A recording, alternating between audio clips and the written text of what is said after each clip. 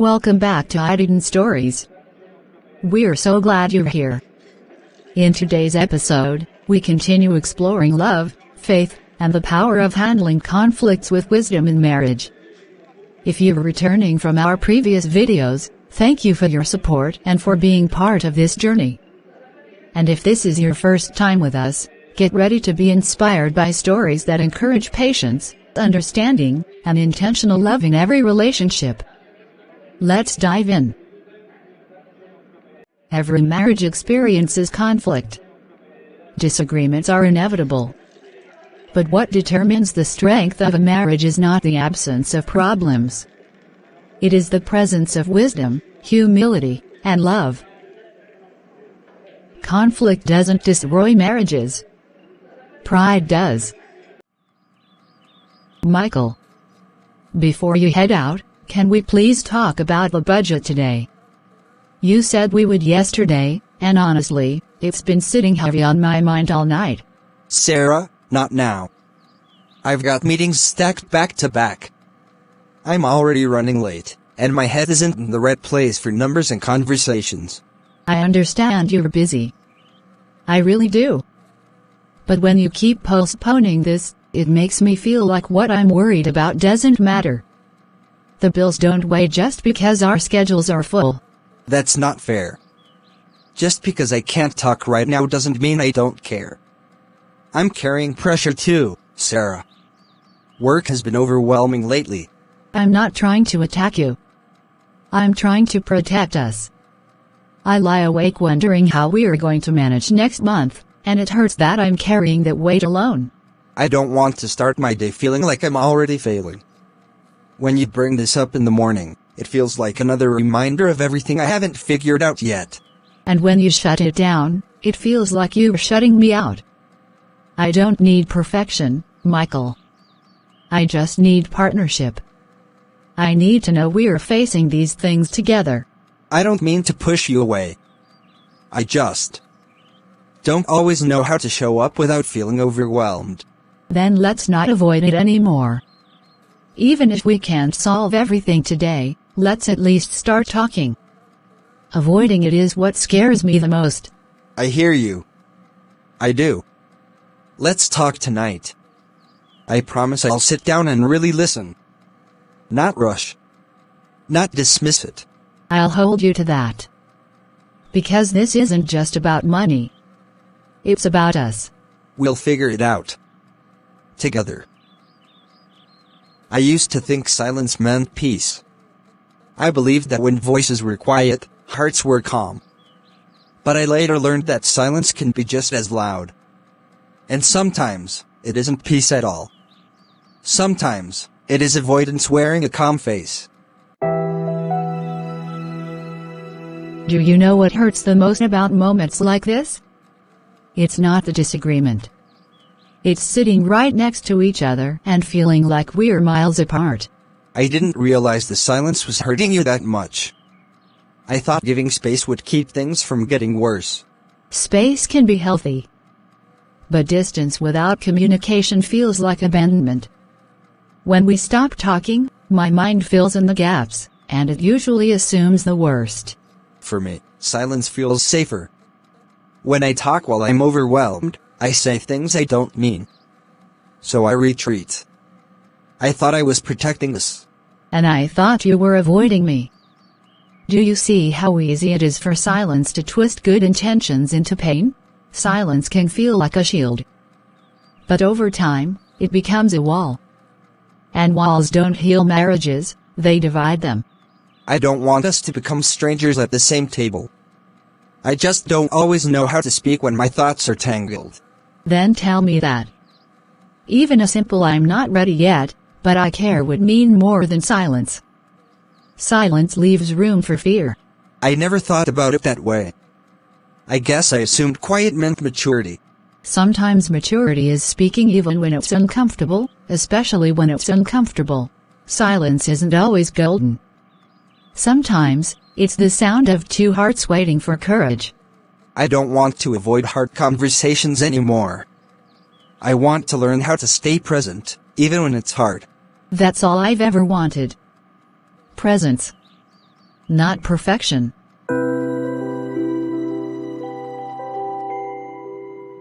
If I walk out like this, carrying frustration instead of understanding, I know exactly how this will end.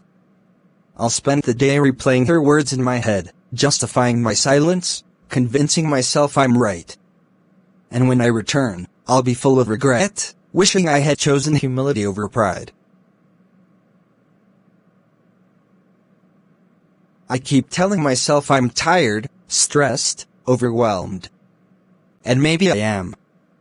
But none of those excuses are worth the distance growing between us. Winning an argument has never healed a marriage. Staying present might. Sarah. Wait. You were going to be late. I know.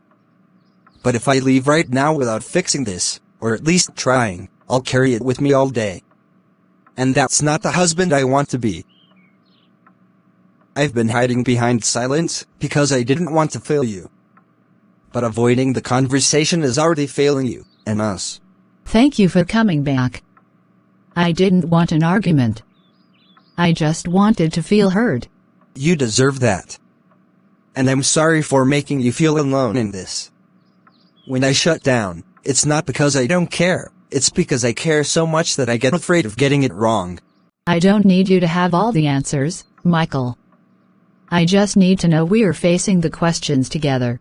Then let's start right now, even if it's just a few minutes. I'd rather be late to work than late in showing up for my marriage. Sometimes the bravest step forward is the one you almost didn't take. Sarah. Can we pause this conversation until tonight? Not because I want to avoid it, but because I want to approach it in a way that actually helps us, rather than creating more tension. I don't want us to rush through words or let frustration guide what we say. I want to be fully present when we talk, not distracted, not half-hearted, not thinking about everything else I need to do. I want to listen to you completely, understand what's on your heart, and respond with thoughtfulness instead of reacting out of stress or pride. I want this conversation to be about us, not about winning or proving who's right. I didn't expect you to say that. Usually when you ask to pause, it feels like the conversation disappears entirely, and I'm left holding all the weight of worry and uncertainty by myself. But hearing you now, it actually feels different. It feels like you care about how we talk, about how we connect, and not just about finishing the discussion. I need that, Michael. I need to know that our conversations matter more than convenience or timing. I need to feel that even when it's difficult, we're choosing each other, not just avoiding conflict. Exactly, Sarah. That's exactly what I want too. I don't want to leave things unsaid, and I don't want us to argue in a rush or in frustration. I want to understand your thoughts and fears, and I want you to understand mine. I want to create space where we can speak honestly, without tension or defensiveness clouding our words. This pause isn't about avoiding the issue, it's about giving it the attention it deserves, so that when we do talk, we're really connecting, really understanding, and really building our marriage stronger instead of letting pride or distraction get in the way. I appreciate that, Michael.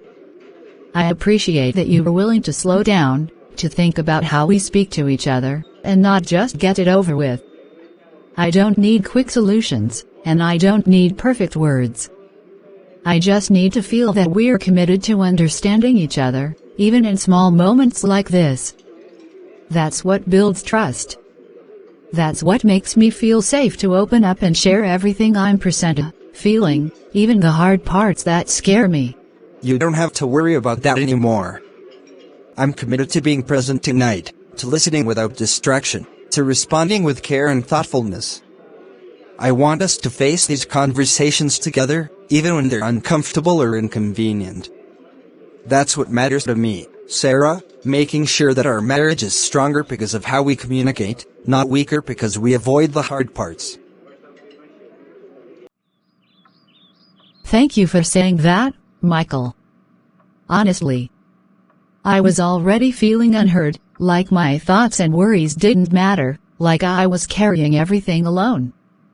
And it's not just about the budget or the arguments we have, it's about feeling that you see me, that you hear me, that you are willing to be present with me, even when it's inconvenient or uncomfortable. It's easy to feel invisible in silence, to think that my feelings are too much, or that my concerns are just adding to your stress. But hearing you now, it makes me feel like you understand that this isn't just about a single conversation, it's about how we show up for each other every day. I know you're busy. I know work takes a lot from you, and I know there are pressures I can't always see. But marriage isn't just about managing responsibilities. It's about presence. It's about making each other feel valued, even in the small moments. When you choose to really listen, to slow down, to make time for what matters between us, it speaks louder than any perfect answer or solution ever could. That's what I needed to hear from you today. That's what I've been longing for, the reassurance that we're in this together, not as opponents or strangers, but as partners, as a team, as husband and wife. I want you to know that I see your effort, Michael. I feel it. And it matters. It matters more than you probably realize. This isn't about avoiding conflict, it's about how we handle it. And when you choose to pause, to reflect, and to come back with honesty and care, it makes me feel like we can face anything together. I feel hope again, not because the problems are gone, but because I know we're facing them as one. Sarah, thank you for trusting me, for sharing your heart, for being patient with me. I don't take this lightly. I promise to keep showing up, to keep listening, and to make sure you never feel unheard, not now, not ever. The first rule I ever learned about marriage, and the one I wish I had understood sooner, is this: never argue to win. Because when we argue with the goal of being right, of proving a point, or of winning, the heart of the person we love is the first casualty. Words become weapons, silence becomes armor, and distance grows between us faster than any solution can bridge. But when we argue to understand, everything changes. Suddenly, the conversation is no longer about who is right or wrong. It becomes about listening. It becomes about seeing the other person's perspective, even when it's uncomfortable. It becomes about humility, patience, and empathy. Understanding doesn't mean you have to agree with everything. It doesn't mean you have to have the perfect answer. It means you care enough to hear, to feel, and to respond with love instead of pride. This is the rule that saved my marriage more than anything else. When I stopped arguing to win, and started arguing to understand, the tension that once seemed insurmountable began to dissolve. Walls became doors. Fear became connection. And disagreements became opportunities, not threats, to grow closer, to know each other better, and to strengthen the bond that truly matters. Seek understanding, not victory. I'm listening, Sarah. Truly listening. Not just waiting for my turn to speak, not trying to defend myself, not thinking about solutions yet. I want to hear how you feel, completely, without holding anything back. Tell me everything that's been on your mind today, every worry, every frustration, every little thing I may not have noticed. Because I need to understand not just your words, but your heart. And I need to hear it from you, even if it's uncomfortable, even if it makes me feel like I've fallen short. I want to know what you've been carrying, so we can face it together. Thank you for saying that, Michael. It means a lot to me that you're asking to hear, instead of assuming. Honestly, I've been feeling unseen lately. I've been worried about the bills, about whether we're really aligned, and about whether you notice the little things I do to keep our home and our lives running smoothly. I know you're busy and stressed, and I know you love me, but sometimes I feel like my concerns get lost in the chaos of everything else. And when I stay quiet, it's not because I don't care about us, it's because I'm afraid of being dismissed, of starting an argument that leaves us both frustrated. I hear you, Sarah. I can see now how my silence or my rushing through things might have felt like I didn't care, even when I did. I've been so focused on managing work, managing responsibilities, and managing stress, that I forgot the most important responsibility, us. I forgot to pause and check in with you, to really notice how you feel, and to make sure you know that I see you, that I appreciate you, and that I'm here with you, not just physically, but emotionally.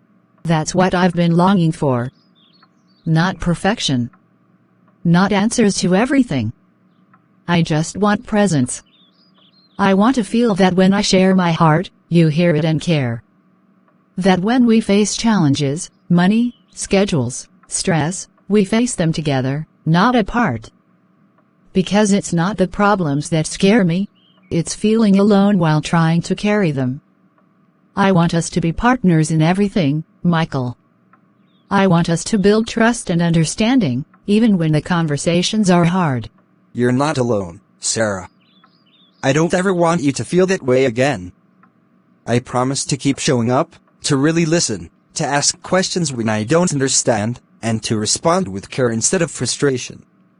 We'll face the hard stuff together, step by step, conversation by conversation. I want our marriage to be stronger because of how we handle conflict, not weaker because of it. That's all I needed to hear. I feel heard. I feel seen. And that makes all the difference.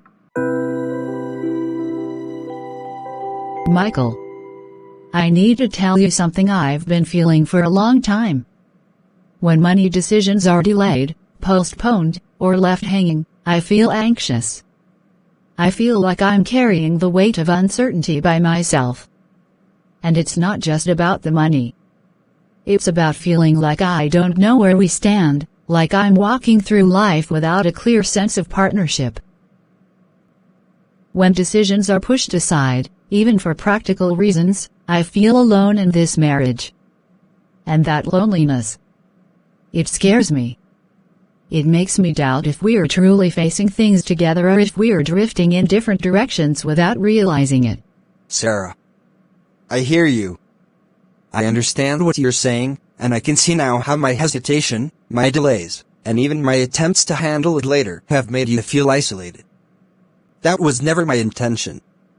I thought I was protecting you from stress or shielding us both from conflict, but I realize now that it may have done the opposite. It may have made you feel like you're carrying burdens alone, like your voice doesn't matter in decisions that affect both of us. And for that, I'm truly sorry. Thank you, Michael. I know you don't mean to make me feel this way.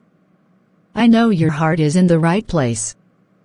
But the truth is, when I feel like I'm facing these challenges alone, it doesn't just create stress, it creates fear. Fear that our priorities aren't aligned, that we might drift apart without realizing it. I need to know that you're fully present, that we're making these decisions together, that we're choosing each other even when it's inconvenient or uncomfortable. That's what keeps me grounded, that's what reassures me that we're a team, not just two individuals living under the same roof. I understand, Sarah. And I don't want you to feel that way again. I want to be part of every decision, big or small, because you and I are in this together. I want to make sure you never feel like you're carrying the weight alone. I want us to communicate, to plan, to listen to each other's concerns, and to make choices as a team. That's how I want our marriage to work, through partnership, honesty, and presence. You are not alone, not now, not ever. Hearing you say that, it changes everything.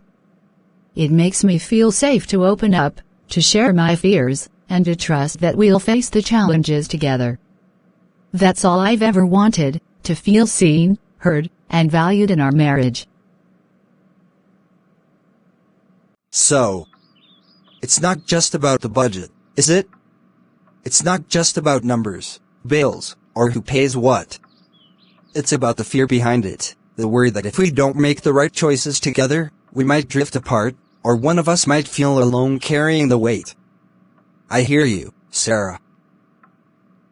I hear the anxiety, the vulnerability, the desire for partnership, and the longing for reassurance. It matters to me, because you matter to me. And I don't want the stress of life or the delays of decision-making to make you feel like your voice doesn't count, or like you're facing this by yourself. Yes, Michael. Exactly. It's never really been just about the numbers. It's about knowing that when I share my concerns, they are truly seen and heard. It's about feeling that you notice, that you care, and that we're navigating life's challenges as a team. When decisions are delayed or dismissed, it amplifies the fear inside me, the fear that I might be misunderstood, or that my worries might seem insignificant. And hearing you say this, it takes away so much of that weight. It makes me feel safe again, like we can face the hard parts together without judgment or resentment. Sarah, I don't ever want you to carry that weight alone. I want to be here for every step, every decision, every fear you have, even the ones you're hesitant to voice. Your feelings are not just valid, they're important. And they're mine too, because this marriage is ours together. I promise to listen with patience, to understand before responding, and to approach our challenges with love and presence instead of defensiveness or distraction. I want us to grow stronger through the difficult conversations, not weaker. Hearing you say that, Michael, it feels like a weight lifted off my chest. I can breathe a little easier knowing that when I open up, you're really listening, really understanding, and really choosing us over pride or impatience. That's all I've ever wanted, to feel safe, to feel valued, and to feel that no matter the challenges, we're facing them together, side by side. We are together, Sarah. We always will be. And I'll keep showing up, in big ways and small, to make sure you never doubt that. The second rule I learned didn't come easily. It required restraint, humility, and a willingness to silence my own voice. I learned to listen without interrupting, without defending myself, without correcting every word. I realized that most arguments aren't caused by misunderstanding alone, they're fueled by the need to respond before the other person is finished speaking. When we interrupt, we turn conversations into battles. When we defend too quickly, we stop hearing the heart behind the words. And when we rush to correct, we dismiss the pain that's being expressed. Listening first changed everything. It created space for honesty. It made room for vulnerability. It reminded me that understanding doesn't require immediate answers, it requires attention, patience, and respect. When I chose to truly listen, I discovered that healing often begins before a single solution is offered. Sarah, I'm truly sorry for dismissing your concern this morning. When you tried to talk to me, I was impatient, distracted, and more focused on my schedule than on your heart. I didn't mean to make you feel unheard or unimportant, but I see now that my actions did exactly that. I want you to know that I take responsibility for it. I should have listened instead of rushing. I should have reassured you instead of shutting the conversation down. And I regret that my response caused you pain, even if it wasn't intentional. That apology means more than you know, Michael. It's not just the words, it's the way you're owning your actions and acknowledging how they affected me. For so long, all I needed was to feel validated, to know that my feelings mattered and weren't being brushed aside. Hearing you take responsibility helps me let go of the hurt I was holding onto. It reminds me that we're growing, that we're learning how to love each other better, even when we make mistakes. I don't want to be the kind of husband who dismisses your concerns or makes you feel small for speaking up. I want to be someone you feel safe opening up to, someone who listens, reflects, and responds with care. I know I won't get it right every time, but I'm committed to doing better, to slowing down, and to showing you through my actions that you are a priority in my life. That commitment is what matters to me. Knowing that you are willing to reflect, apologize, and grow gives me hope, not just for today, but for our future. It tells me that when conflict comes, we won't let it divide us. Instead, we'll use it as a chance to understand each other more deeply and strengthen the bond we share. That's what makes this moment so meaningful to me.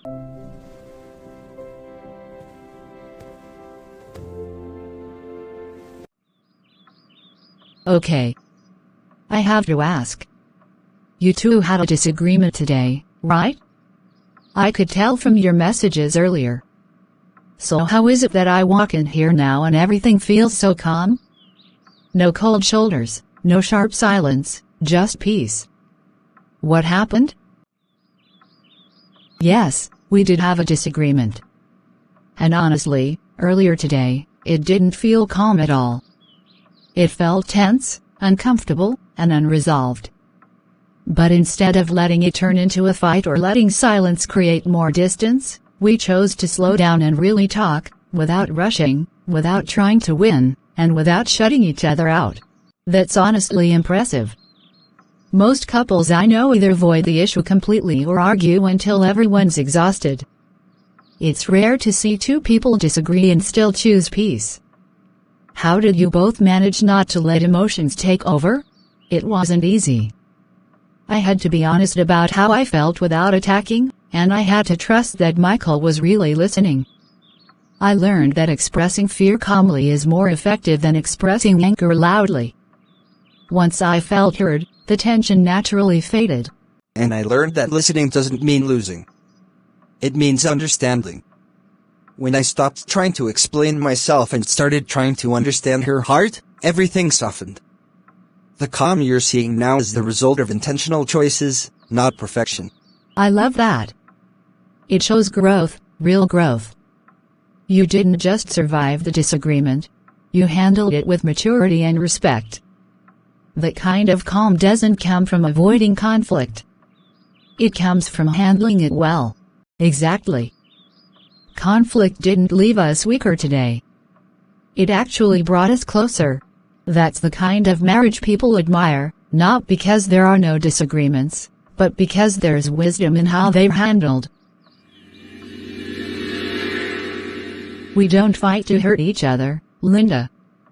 That's something we've had to learn over time. We fight to heal the issue. When conflict shows up, we try to remember that it's not the enemy, it's a signal that something needs attention, understanding, or care. Our goal isn't to say the sharpest words or to prove who's right. It's to uncover what's really hurting beneath the surface and address it together. There was a time when disagreements felt like threats, like signs that something was wrong with our marriage. But now we see them as opportunities to grow. When we slow down, listen without interrupting, and speak honestly without blame, the conversation shifts. We stop attacking each other and start working on the problem. That change alone has transformed how we handle difficult moments. Once we stopped seeing conflict as a battle to win, everything changed. We learned that healing doesn't happen through shouting or silence, it happens through understanding, patience, and responsibility. That's what keeps the peace you're seeing now. That really puts things into perspective. Most people grow up thinking fighting means failure, but what you're describing sounds like maturity, choosing to protect the relationship while still addressing the problem. It takes a lot of self-control and humility to do that. It does. And we don't always get it right. But when our intention is healing instead of hurting, the outcome is always better, even when the conversation is hard. In conflict, lower your voice before you raise your point. That's something many couples overlook. When voices rise, hearts close. And once hearts close, even the most reasonable point sounds like an attack. You can be right in your argument and still be wrong in your approach. Wisdom isn't found in how loudly you speak, but in how calmly you listen and how carefully you choose your words. Conflict doesn't mean your marriage is failing. It means two imperfect people are trying to live honestly together. But the moment conflict becomes about volume, tone, or dominance, the real issue gets buried under emotion. If you want understanding, You must first create safety, and safety begins with a lowered voice and a softened heart. When emotions run high, pause. Breathe. Ask yourself, do I want to be heard, or do I want to heal? Because healing requires humility. It requires patience. And sometimes, it requires silence before speech. Speak gently, not because the issue is small, but because the relationship is precious. So it's not about suppressing what we feel. It's about how we express it. Exactly. Your feelings matter. Your concerns matter. But the way you present them determines whether they build a bridge or burn one. A calm voice invites understanding. A harsh tone invites resistance. Choose wisely. I think sometimes I raise my voice because I'm afraid I won't be heard otherwise. That fear is very common. But raising your voice rarely ensures you're heard. It often ensures you're resisted. When you speak calmly, you invite attention instead of defensiveness. Calm speech allows your spouse to listen without feeling attacked, and that's where healing begins. Remember this: conflict handled with gentleness builds bridges. Conflict handled with aggression builds walls. If you want your marriage to grow stronger, choose gentleness first. Lower your voice. Choose your words carefully. And let love guide the conversation before pride ever does. That changes how I see conflict. It feels less like a battle and more like a responsibility. That's because it is. You're not fighting against each other, you're fighting for understanding.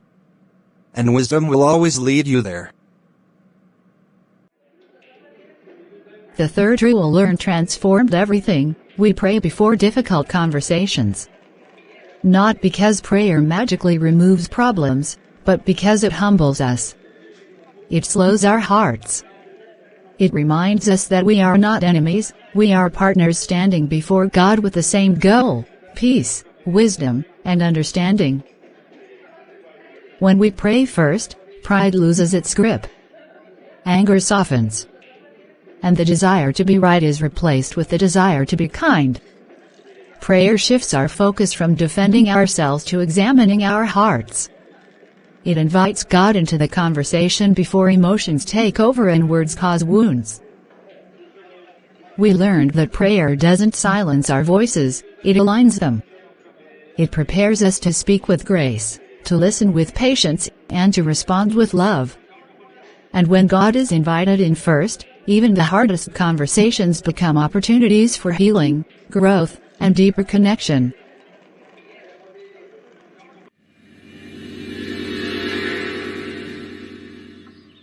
God, we come before you with humble hearts tonight. We ask you to help us choose love over ego, patience over pride, and understanding over the need to be right. Teach us to pause before we speak, to listen before we react, and to remember that our marriage is more important than any argument we may face. When emotions rise, remind us to lower our voices and soften our hearts. Help us to speak words that heal instead of words that wound. Lord, thank you for bringing us together and for reminding us that we are a team.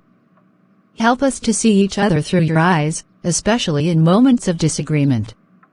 When fear tries to take over, give us peace. When frustration builds, give us patience. Teach us to lean on you instead of leaning into anger or silence. Help us to choose forgiveness quickly, to extend grace freely, and to love deeply, even when it feels hard. Guide our words, God. Let them be gentle and wise. Guard our hearts from resentment and misunderstanding. Remind us that every difficult conversation is an opportunity to grow closer, not drift apart. Give us the strength to take responsibility for our mistakes and the humility to apologize sincerely. May our home be filled with peace, respect, and love. We place our marriage in your hands, Lord. Teach us to fight for each other, not against each other. Let our love reflect your grace, and let our unity be stronger than any challenge we face. Amen. Amen.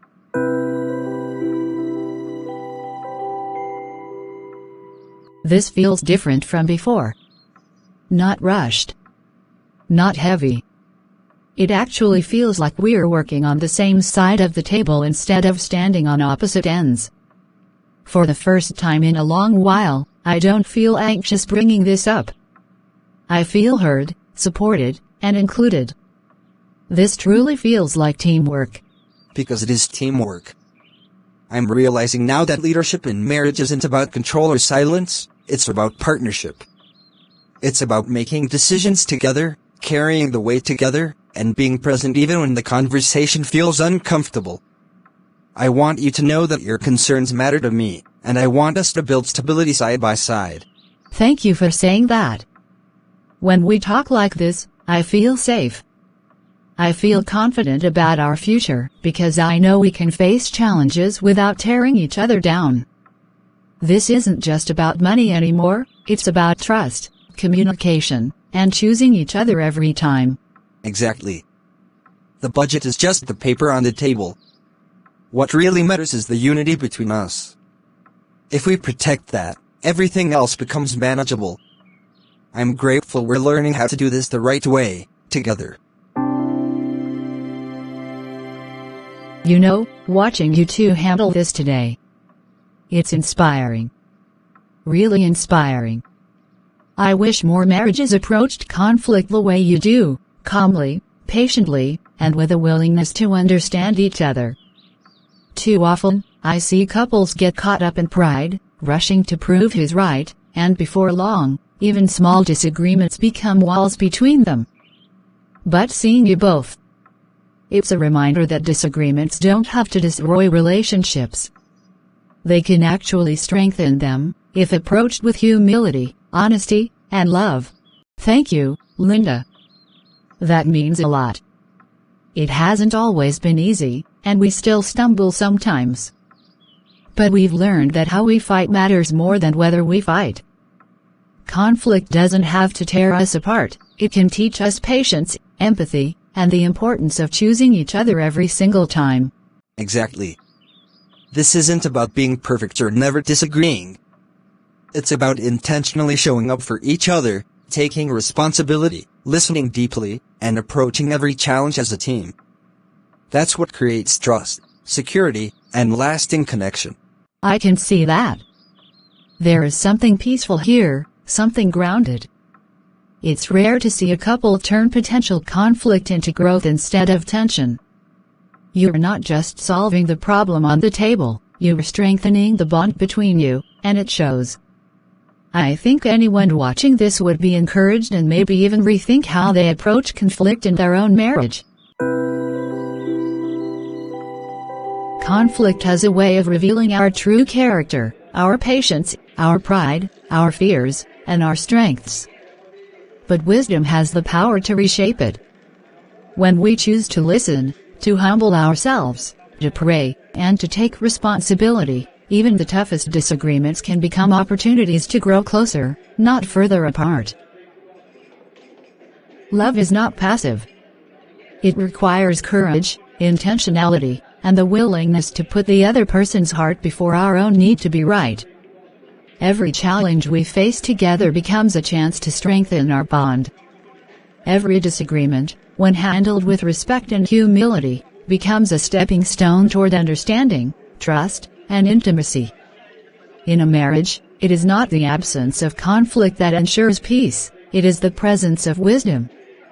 And it is humility, guided by love, that allows us to navigate storms without losing each other.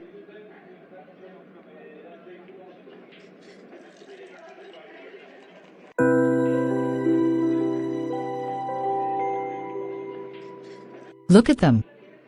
I love how natural they are with each other. They don't put on a show of perfection, and they don't pretend that everything is flawless. Yet, somehow, they manage to laugh, to communicate, and to connect without hurting each other. You can see the effort and the care behind every word, every gesture.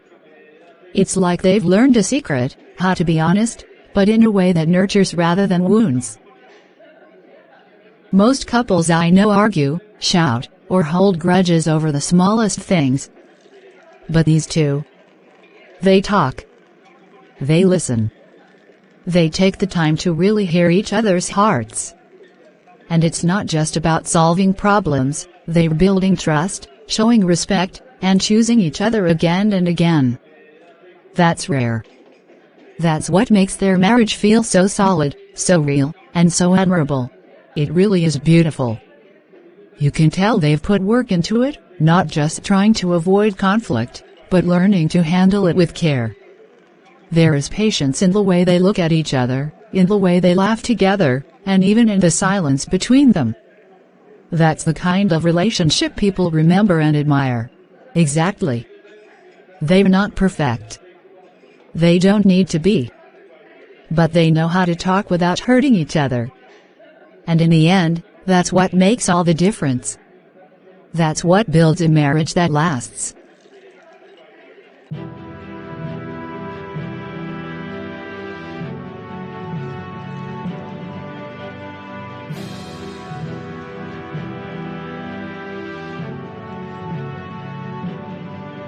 I've been watching them for a while now, and I can't help but wonder. What's their secret? How do they manage to stay so connected, so calm, and so in sync with each other? Most couples I know get frustrated over small things, yet they seem untouchable in their peace. What are they doing differently? It's surprisingly simple, actually. They pause. They don't rush into reactions or let anger guide their words. They listen, really listen, to each other, without interrupting, defending, or dismissing what the other is feeling. And they pray, before, during, and sometimes after their conversations, asking God to guide their hearts and their words. That's it. There is no magic trick or perfection. They don't pretend to never make mistakes. They just approach every disagreement with humility, patience, and intentionality. And because they do, their conflicts become opportunities for growth instead of reasons for division. That combination, pausing, listening, and praying, is what keeps them grounded, connected, and truly in love. Wow. So it's really that simple, yet so powerful. I think anyone who saw that could learn a lot. Most people underestimate how much patience, listening, and prayer can change a marriage. Exactly. And it's not just about avoiding arguments, it's about creating an environment where love and understanding always lead the way. That's what makes their marriage feel strong, peaceful, and inspiring. Sarah, I want to check in with you tonight. I know we've been working on communicating better, and I don't want to assume that everything went perfectly. So tell me, was there anything I did this week that bothered you? Anything that made you feel unheard or frustrated? I really want to know, because I want to keep learning how to show up for you better. Honestly, Michael, I love that you're asking that.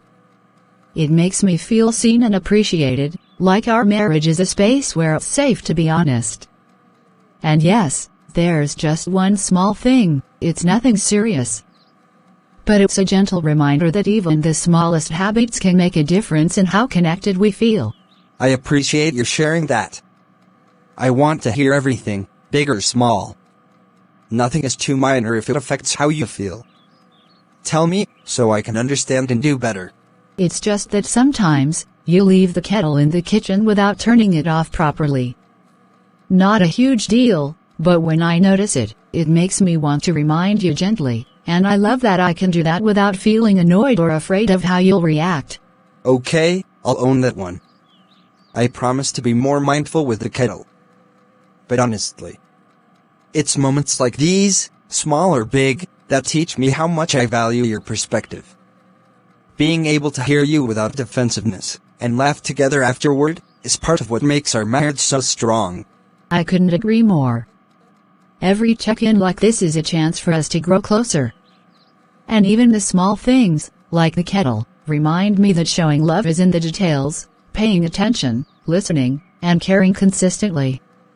I'm grateful we can do that together. Handling conflict well isn't just a single moment, a single conversation, or even a single decision. It's a habit, one cultivated over time with patience, humility, and love. It's choosing, day after day, to listen before speaking, to understand before reacting, and to serve the relationship above our need to be right. It's the small, intentional actions repeated consistently, pausing when emotions rise, praying before hard conversations, apologizing sincerely when we've hurt one another, and celebrating even tiny victories in understanding and connection. Each choice builds trust, strengthens intimacy, and lays the foundation for a marriage that can weather storms without losing sight of love. Healthy marriages don't happen by accident. They are created intentionally, nurtured carefully, and protected with diligence. They are built by couples who choose love over ego, patience over pride, and understanding over prideful silence, habit by habit, conversation by conversation. Lord, we come before you with grateful hearts tonight, acknowledging that we are still learning, still growing, and still relying on your wisdom. Teach us to speak with grace, to choose our words carefully, and to communicate in ways that uplift rather than wound. Help us to listen with love, to truly hear each other's hearts, and to respond with patience, humility, and understanding. Lord, remind us that every disagreement is not a battle to win, but an opportunity to draw closer together. When pride tempts us to speak sharply, help us pause. When frustration rises, teach us to breathe, reflect, and seek your guidance. May our marriage be a reflection of your love, gentle, steadfast, and intentional in every word, every action, and every choice. Lord, let our home be a sanctuary where honesty is welcomed, forgiveness is freely given, and peace is cultivated daily.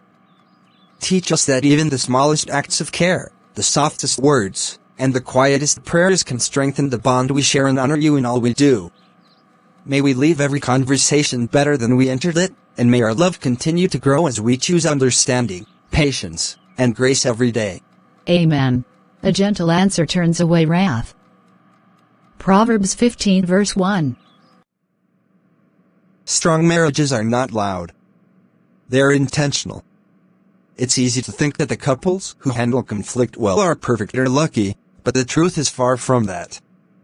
What makes a marriage strong is not the absence of disagreements, it's the consistent, deliberate choices couples make to communicate with respect, humility, and patience. Intentional marriages are built on habits, small daily actions repeated over time. Pausing before responding when emotions rise. Listening with your heart, not just your ears. Praying together, asking God to guide your words and soften your hearts. These are the choices that turn ordinary couples into extraordinary partners. Look at them, they're not perfect.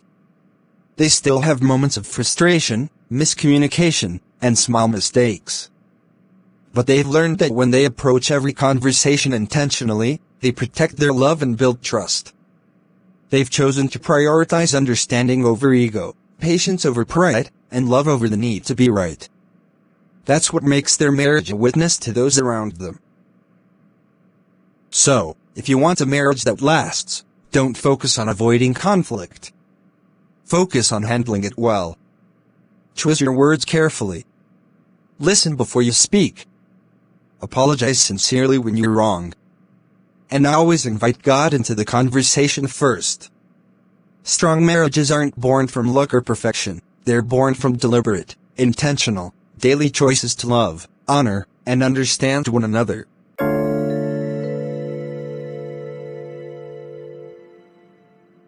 Pastor, I've seen couples argue and get frustrated so quickly. How do couples stay calm during disagreements? How do they manage their emotions without letting conflict turn into hurt or distance? Thank you for that question. Staying calm in the midst of conflict is not something that happens naturally for most people. It's learned, and it requires intentional effort. Look at Michael and Sarah, they are not perfect. They still experience disagreements, misunderstandings, and moments of tension. But they've developed habits that protect their peace and strengthen their marriage. First, they pause before responding. When emotions rise, the instinct is often to react quickly, sometimes with words we later regret. By taking a breath, by slowing down, we allow the heart to catch up with the mind. That pause creates space for understanding instead of escalation. Second, they listen deeply. Not just hearing the words, but understanding the feelings behind the words. Many conflicts escalate because one person feels unheard. When you listen without interrupting, defending, or immediately correcting, you send a powerful message: your heart matters to me, and I value what you're saying. That act alone can diffuse tension before it becomes anger. Third, they pray, before, during, and even after difficult conversations. Inviting God into the situation humbles the heart, softens emotions, and guides words. Prayer reminds couples that the goal is not to win the argument but to grow together, to understand each other, and to honor the relationship God has entrusted to them. So staying calm is not a matter of natural temperament or luck, it's a set of intentional practices: pause, listen, and pray. With patience, humility, and love, couples can navigate conflict with grace. And when those habits are repeated consistently, they become a natural part of the marriage, creating peace even in challenging conversations. You know, one thing Sarah and I remind ourselves every single day, especially when we face disagreements, is that we are on the same side. Even when we see things differently, even when emotions rise or frustrations appear, we are not opponents. We are partners. Our goal is not to win over each other, but to grow together, to understand each other, and to strengthen our marriage. It hasn't always been easy. There were times when I wanted to be right more than I wanted to be loving, when I allowed pride or impatience to creep in. But over time, we learned that standing together, reminding ourselves that the marriage is bigger than any disagreement, changes everything. It turns tension into understanding, frustration into patience, and arguments into opportunities for growth. Exactly. And for me, it's also about perspective. I remind myself that Michael's intentions are not to hurt me, and that even when we clash, it doesn't mean we're failing. It means we're human. We talk, we pray, we listen, and we choose each other again. That choice, over and over, is what makes our relationship strong and lasting. So when couples ask us how we stay calm, how we navigate disagreements, it all comes down to remembering this simple truth: we're a team. We approach conflict not as adversaries, but as partners, committed to understanding, growing, and loving each other intentionally. That mindset changes not just the argument, but the marriage itself.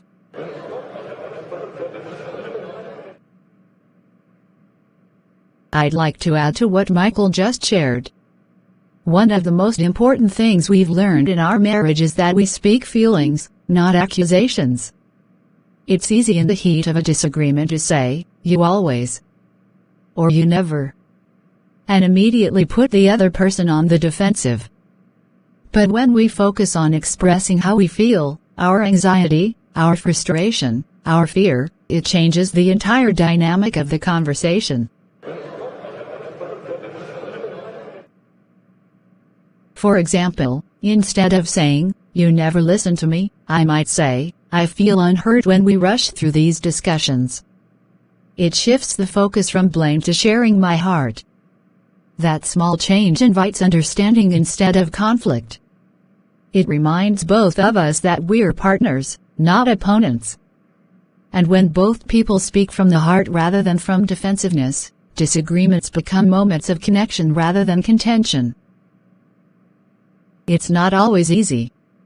Emotions rise, mistakes happen, and old habits try to take over.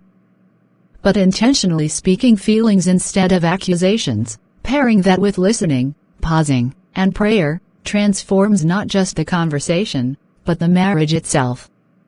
Over time, these habits become natural, and you build a home where honesty, trust, and love guide every interaction. So if you take one thing away from us today, let it be this: speak from your heart, not from judgment. Express your feelings, share your perspective, and remember, you're on the same side. That simple mindset can turn even the hardest conversation into an opportunity for understanding, growth, and deeper love.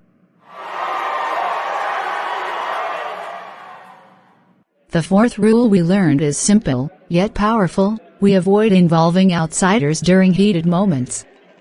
In the midst of a disagreement, it's tempting to vent to friends, family, or even on social media. But when we invite others into private conflicts, even with good intentions, trust and intimacy can quickly erode. Respect for each other's heart protects the sanctity of our relationship. By keeping our disagreements between ourselves, we create a safe space to be honest, vulnerable, and open without fear of judgment or betrayal. It allows us to focus on solutions rather than opinions from outsiders. Respecting each other in these moments doesn't mean hiding problems, it means handling them wisely, humbly, and with care for the other person. Conflict can either build walls or strengthen bonds. Choosing discretion, choosing respect, and choosing to work things out privately ensures that love, trust, and intimacy remain at the center of the marriage. Sarah, I just realized I forgot to call you today. I know you were probably expecting it, and I should have made the time. I'm really sorry. I never want you to feel unimportant or left wondering how I'm doing. I know you're busy, Michael, and I understand that. But when I didn't hear from you, I felt worried. I started imagining all the things that could have gone wrong, and it made me feel anxious and alone. I know it's not about the call itself, it's about feeling connected, about knowing that you are thinking of me even when life gets busy. You're right, Sarah. I see that now. It wasn't just a missed call, it was a missed opportunity to show you that you matter to me. I don't want small things like this to create unnecessary worry or distance between us. I should have paused, even for a minute, to check in with you, to let you know you're on my mind. Thank you for being honest about how it made you feel. It helps me understand, and it reminds me that our marriage requires attention in both big and small moments. I appreciate you saying that. It means a lot that you hear me without defensiveness. I know we're human, we'll make mistakes, but acknowledging them and learning from them is what really strengthens us. I feel better just knowing you understand. Absolutely. And I promise, moving forward, I'll make sure to check in more consistently, even in small ways. It's these little acts of care that keep us connected and show love beyond words. Sarah, I want to sincerely apologize. I should have called you today, and I can see how that made you feel worried and disconnected. I take full responsibility for letting that slip. Thank you for being honest about your feelings and for telling me how it affected you. I know that by speaking up, you're trusting me with your heart, and I don't take that lightly. I appreciate your apology, Michael. It means a lot to me that you recognize how I felt and that you're taking responsibility. We all make mistakes, and I know life gets busy. What matters most is that we can acknowledge it, talk about it, and repair the connection. That's what keeps our relationship strong, even in moments when things go wrong. I promise to do better, Sarah. Not just with calls, but in being intentional in the little things that make you feel loved and secure. I want us to always feel connected, even when life is hectic, and I'm committed to showing that through both words and actions. Thank you, Michael. I feel heard, valued, and loved.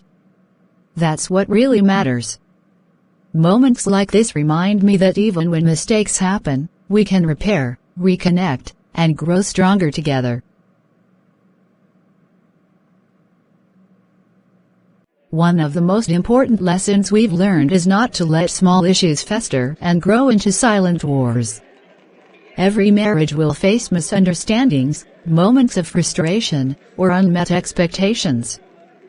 But when these small conflicts are ignored, they can quietly build walls of resentment and distance over time. Quick reconciliation is not about pretending everything is perfect or dismissing your feelings. It's about recognizing the value of connection over being right, and taking intentional steps to repair, restore, and reconnect as soon as possible.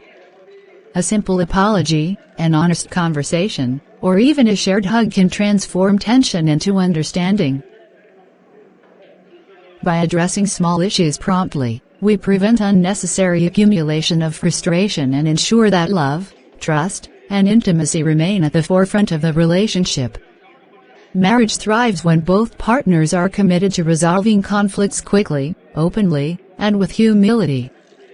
It's in these small but consistent actions that strong, lasting bonds are built.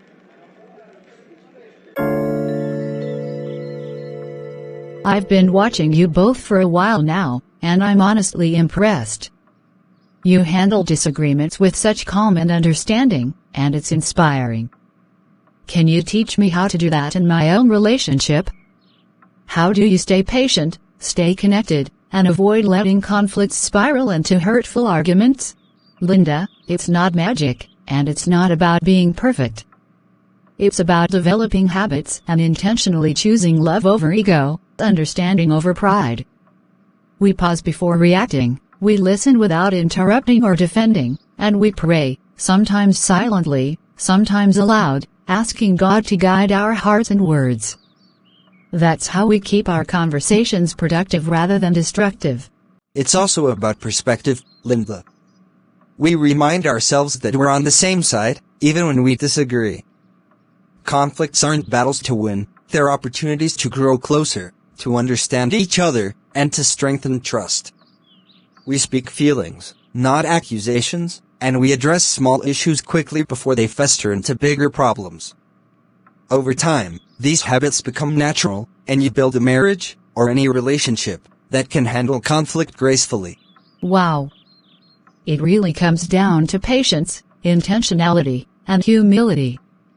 I can see now that it's not about avoiding conflict at all, it's about approaching it wisely and lovingly. I want to try this, to apply these habits and see the difference in my relationship. You can, Linda. Start small, practice pausing, listening, and speaking from your heart. Pray together, acknowledge your feelings honestly, and always choose respect. Even small steps repeated consistently can transform how you handle conflict and deepen the love between you and your partner. Exactly. It's about intentionality and consistency. Over time, you'll see that conflicts no longer feel threatening, they become opportunities to grow closer and to strengthen your bond. That's the secret we've learned, and it works when you commit to it sincerely.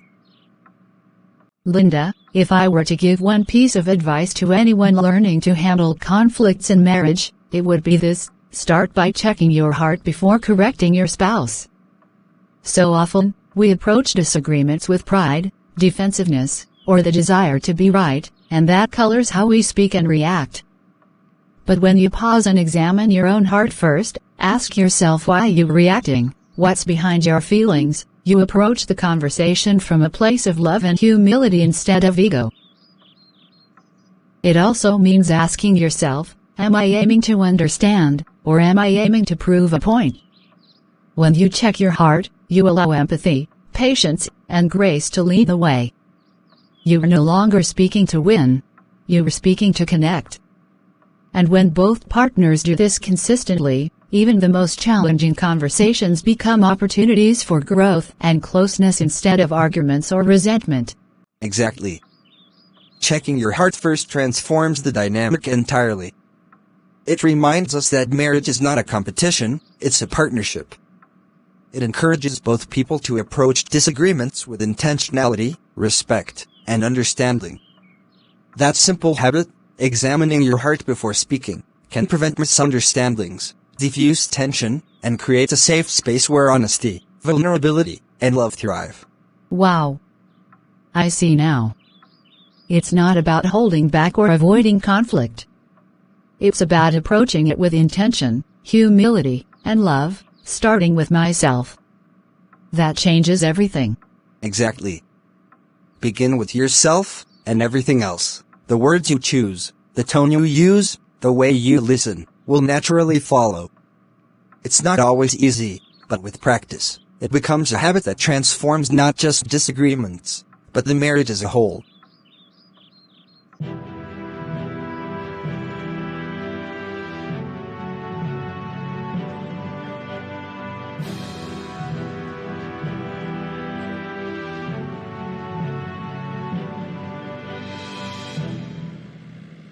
Our marriage didn't become admirable because we avoided conflict. It wasn't because we never disagreed or never felt frustrated with each other. No. It became strong and inspiring because we learned to handle conflict with love, patience, and humility. We learned that disagreement doesn't have to drive a wedge between us. It can become a bridge if we choose understanding over pride. Every argument we've faced, every tense moment, has been an opportunity to grow closer, to understand one another more deeply, and to build a foundation of trust that can withstand storms. We've learned to pause before responding, to listen without judgment, to speak our feelings rather than accusations, and to invite God into our conversations. That's what turns conflict into connection, frustration into patience, and mistakes into lessons. And the truth is, it's the small, consistent habits, the apologies, the check-ins, the prayers, and the intentional listening that have made the difference. It's not perfection. It's intentionality. It's choosing love, even when it's hard. That's what makes our marriage something to admire, not because it's flawless, but because we've learned to navigate life together with wisdom and grace.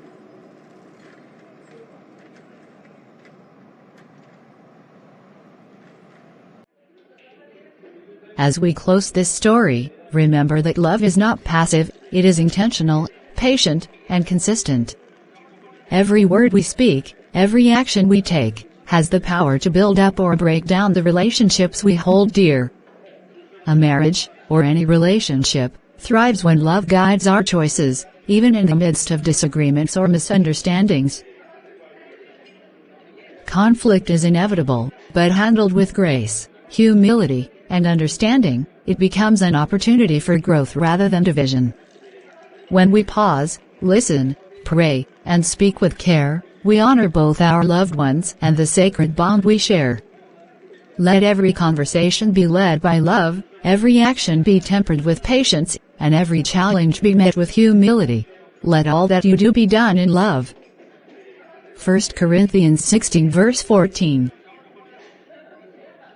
Take these lessons into your own relationships. Pause before you speak, listen with your heart, speak your feelings instead of accusations, and always choose understanding over pride. Love is not just a feeling, it's a practice. Let it guide every word, every action, and every moment with those you cherish. Thank you so much for watching and walking with us through this journey of love, understanding, and intentional marriage. We hope these stories and lessons inspire you to communicate with patience, listen with your heart, and handle conflict with grace in your own relationships. Your support means the world to us. Thank you for taking the time to learn, reflect, and grow with us. If this video encouraged you, please like, share, and subscribe so we can continue creating stories that inspire faith, love, and understanding in every home.